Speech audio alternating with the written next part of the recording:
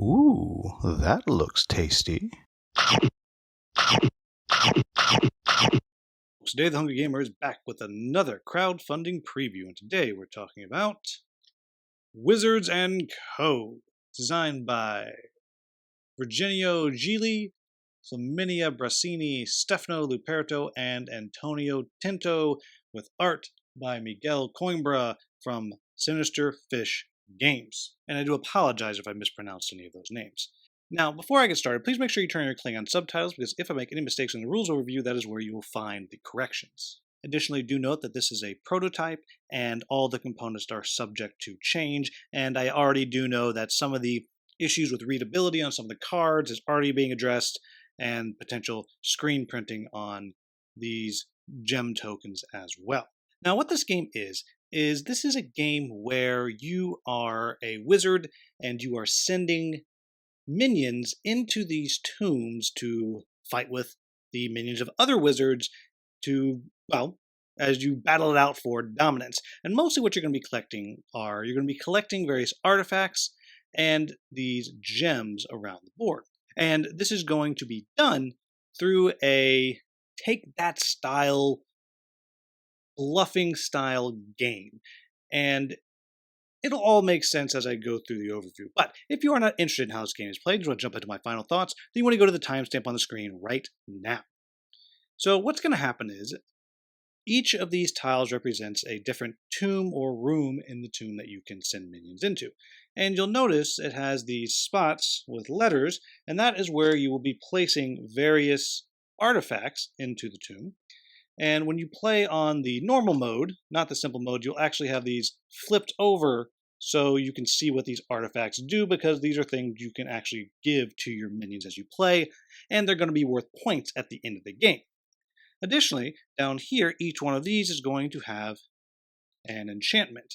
And in the normal game, like the other, they will be flipped over, and it will tell you exactly what it is that it does. Sometimes this will affect what happens when you put a card down. Sometimes it's when you do your resolution, or whatever. They are all significantly different. Now, the core of the game is each player is going to have in their hand some of these monster minion cards. And throughout the game, your hand size is going to change based on what you've done, but on your turn, you're going to have the opportunity to play 1 or 2 cards. And if you have no cards, you can play 0.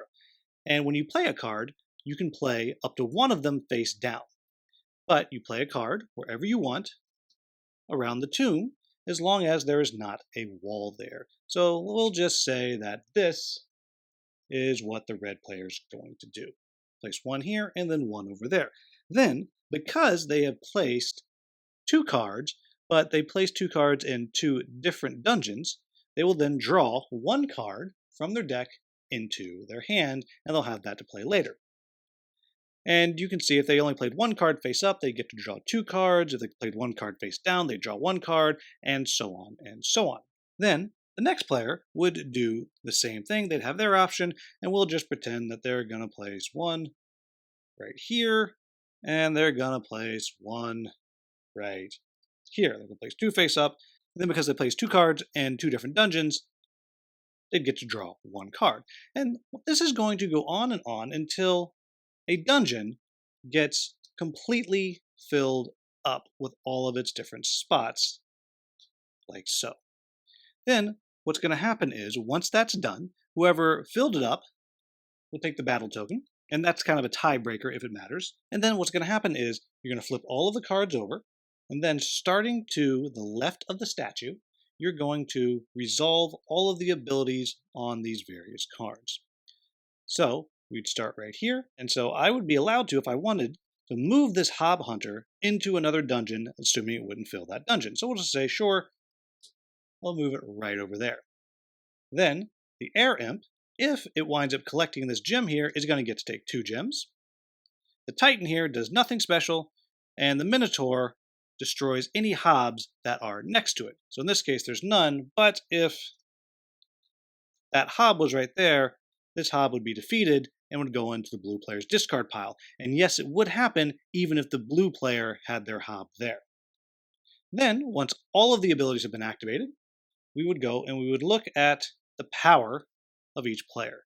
In this case, the imp's worth 1. If there was more imps in the dungeon, it'd be stronger, but the imp's worth 1. And the titan is worth 6 for a total of 7, while the minotaur is worth 3. That means that red wins the dungeon. And what that means is they would get to take this enchantment, which will be worth 1 point, and they would get their pick of these 2 artifacts. In addition, every minion that's still in the dungeon after the battle's done gets to take a gem of that type. So the air imp would take that, and its power would double it, while the titan would get this, and the minotaur would get that. This would clear away, players would take their gems back, their cards would go into the discard pile, these would have been passed out, and then we would flip it over, and we would get new enchantments and new artifacts into the other side of the dungeon, like so. You're going to keep doing that over and over and over again until the stack of enchantments is gone. Then you'll finish out all the battles that are left, and then you will score. And you're going to score points in a couple of ways. You're going to get points for every artifact you have. The A's, the gold ones, are worth more than the C's, the bronze ones, but they're all worth points. Each one of these enchantments is worth points, and you're going to get points for every different set of gems that you have managed to collect at the end of the game. However, there are also these cursed gems that you'll be getting throughout the game. And these cursed gems are going to be worth negative points at the end, but before you're able to score your sets, you're actually going to cancel out gems with these cursed gems, which is actually going to damage your sets. Then whoever has the most points at the end of the game is going to be the winner. So, what do I like about this game? I really like that it is a small box, man. I love my big box games. You can't quite see it, but this is like my big box shelf. I got Imperial Spells and Steam, which is this big, and Tanaris Adventures, which is that big, plus 2 other Tanaris things, and the Kingdom Rush big box, Frostpunk, Merlin big box, Dwellings of Eldervale, Madara. But no, this, that's what I'm talking about. I can take this places. Oh, I can't tell you how much I appreciate that. Anyhow, outside the size of the box, I really do dig the core mechanic, the core idea of this kind of outthinking your opponent as you're placing down your face down cards and your face up. By showing them something, you're telling them something. You're hoping they're going to do something in reaction to what you place down. And I think that bit of mind game that you're playing constantly when you do this is great. I love that, especially in a game that plays quickly and is short. That is great. I can't tell you how much I like that. I also like how there are the different cards in the deck. So you can start out, you just have the basic 10, but you can rebuild these decks in different ways, which really changes the game up every single time, especially if someone seems like they're just kind of winning over and over again. You can mix it up a little bit, and then suddenly, boom, you've changed the monsters, and now all these strategies are going to change. I like that as well. I like also at the core mechanic of you can play 2 cards, but if you're playing 2 cards in the same dungeon, you don't get to draw any cards, which means you're probably just going to have to be drawing cards next turn.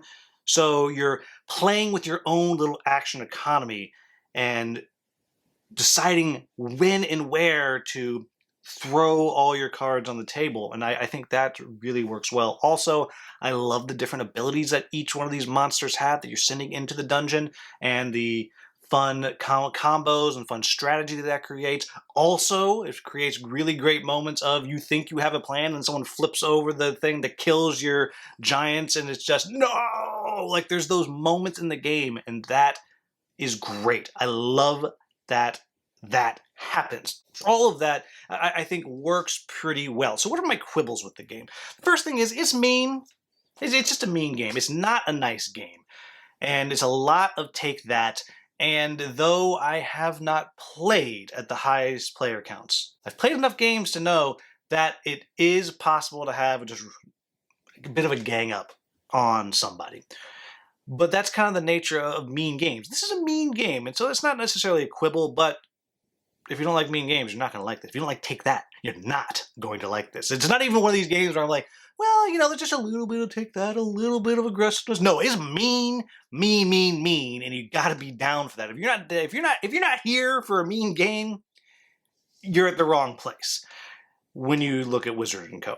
So just something to keep in mind. The next thing I'll say is I wish that there was a little bit more going on with the flipping of the tiles. Each time you complete one of the tiles and you score it or you do the battle, you just kind of flip it over, which is great. I love that, but then you're going to flip it back. And I don't know, it just, with all of the variety that you can get by mixing and matching the different monsters, it just seems like, I don't know, it just seems like a little bit of a letdown. I don't know what the solution to that is, but I wish, I don't know, maybe there was a stack that you would randomize and you'd go to, you put one down, you finish it, you flip it, you do it again, you take it out of the game, put another stack in. But I know that those are also balanced for player counts, but just something there. And the only other quibble that I have is it takes up a surprising amount of space on the table. It's not a huge table hog, but if you're playing with a lot of players, you actually need a lot of space, a lot of space in between each of the tiles, as you're going to be able to put the cards around all of them. And so it takes up a deceptive amount of space. And this is something for you to kind of understand. So there you have it, folks. That is Wizards & Co. Overall, I think if you're looking for a game that's just kind of mean, has some very clever thinking and outthinking your opponents, then this is a game that really hits a lot of those marks and does it in what I think is a satisfying way. So there you have it, folks. That is Wizards & Co. As always, if I made any mistakes in the rules overview, please let me know in the comments with a timestamp so I can get that into the Klingon subtitles. If you found this video useful, please like, subscribe, share, maybe become a channel member. As always, thank you so much for watching. Have a wonderful, wonderful day.